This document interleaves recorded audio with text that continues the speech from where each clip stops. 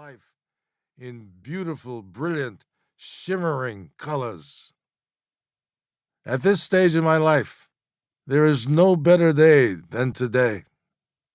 I know few pleasures greater than the enjoyment of being in the moment, the way I am right now, savoring the pleasure of connecting with people who have liked the work I've done and indulging my own curiosity about them. In some small way, we have shared an experience. We have a connection. We share a smile, a handshake, a photograph, some kind words.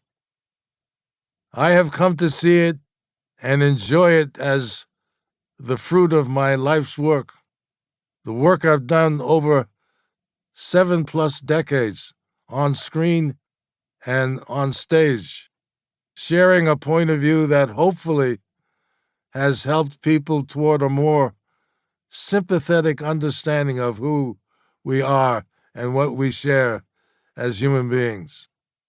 Along the way, I have experienced the joys of love and family, the heartbreak of loss, the highs of challenging work, and the disappointment of unfulfilled dreams.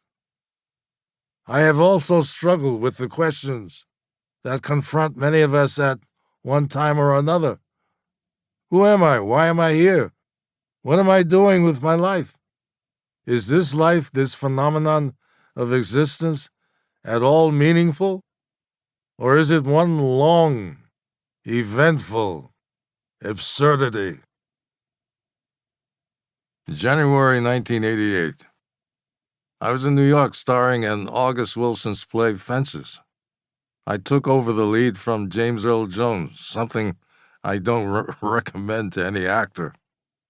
I'd known James Earl and his prodigious talent since my early 20s. We'd worked together in films and on stage many times. He had workshop Fences at the Yale Repertory Theater and won the Tony Award for his portrayal on Broadway.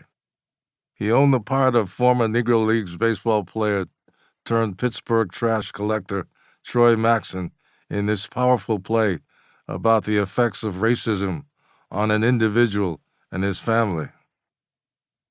The challenge of stepping into this role consumed me. Taking over from James Earl was only a part of it, not the hardest part. No, the hardest part was the effect the work had on me, the conversation it inspired me to have with myself, the voice in my head that asked hard-to-answer questions. At 50 years old, I wanted to reestablish myself as an actor and in the process find the clarity about my life that I'd always wanted and felt was still out of reach. It wasn't a midlife crisis as much as a reckoning, an assessment, an inventory of what I'd done, what I was doing, and what I thought I still wanted to accomplish. Who the hell was I? I was aware of the irony of that question. My 2 turns as Lando Calrissian in George Lucas's Star Wars saga had given me a rare type of movie stardom, and before I visited that faraway galaxy, 2 films made with Berry Gordy, Lady Sings the Blues, and Mahogany, had established me as a romantic leading man, the Black Clark Gable. I wanted to be known as one of the best actors of my generation, period. But the opportunities weren't the same for me as they were for Gable. I was frustrated. Prior to acting, I was a serious artist. After graduating from New York City's prestigious High School of Music and Art, where I focused on painting, I attended the National Academy of Fine Arts and Design, winning awards and scholarships. Creating art was something I had done every day of my life. I was an introverted kid, and drawing and painting were the ways I expressed myself. It poured out of me. I wanted to be great. By the time I signed on to Fences, though, I hadn't painted for more than a decade. I didn't know why I'd stopped or how much that had affected me until I started the play in New York. Suddenly, for no obvious reason, the old desire to create returned.